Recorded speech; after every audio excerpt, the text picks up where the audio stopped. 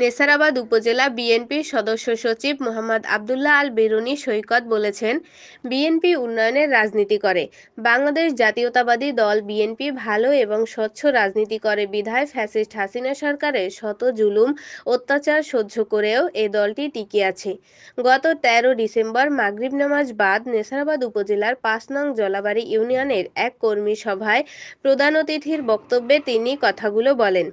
সাত বাংলা নিউজের তথ্য ও ভিডিও চিত্রে দেখুন বিস্তারিত। সাথে আছি আমি মাহমুদ আক্তার স্বর্ণা।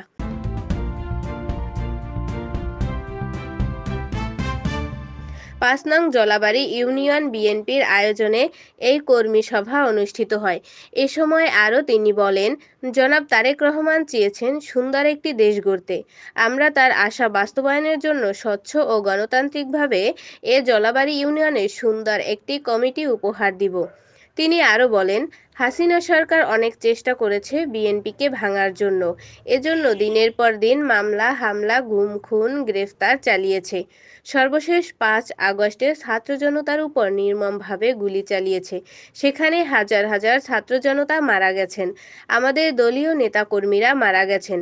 তারপরও শত চেষ্টাতেও সে টিকে থাকতে পারেনি। তার পতন অনিবার্য হয়ে গেছে। সে যেটা করেছে তার ফল পেয়েছে, এখনো পাচ্ছে। তারপরও এখনো সেই হাসিনা সরকার দেশকে নষ্ট করার জন্য ভারতে বসে নানা ষড়যন্ত্র চালাচ্ছে। তিনি বলেন, তার ওখানে থাকার কথা না, তার আসতে হবে আন্তর্জাতিক আদালতে, যেখানে তার বিচার হবে, বিচারে ফাঁসি হবে। এ সময় তিনি আরও বলেন, দীর্ঘ ১৭ বছর হাসিনার নির্যাতন জুলুম সহ্য করে মাঠে ছিল। কেন্দ্রীয় ঘোষিত সকল সম্মেলন বাস্তবায়ন করেছে গণতান্ত্রিক পদ্ধতিতে। আমরা দলে আগে তাদের মূল্যায়ন করব। জলাবাড়ি ৫ নং বিএনপির আহ্বায়ক মোহাম্মদ ফরাদ হোসেনের সভাপতিত্বে উক্ত সভায় উপজেলা বিএনপি যুবদল, ছাত্রদল সহ সহযোগী অঙ্গ সংগঠনের বিভিন্ন নেতৃবৃন্দ বক্তব্য রাখেন। ভালো ধারার রাজনীতি, জনগণের উন্নয়নের রাজনীতি আমরা করি বিধায় বাংলাদেশ জাতীয়তাবাদী দল কিন্তু টিকে আছে। হাসিনা সরকার অনেক চেষ্টা করেছে এই দলকে ভাঙার জন্য। দিনের পর দিন গ্রেফতার, মামলা, হামলা, খুন, গুম আপনারা তো জানেন। সবশেষে কি দেখা গেল, ৫ই আগস্টের ছাত্র জনতার উপর তার গুলি বর্ষণ, যেখানে হাজার হাজার আমাদের ছাত্র ভাইয়েরা মারা গেছেন, আমাদের দলীয় নেতাকর্মীরা মারা গেছেন, বোনেরা মারা গেছেন।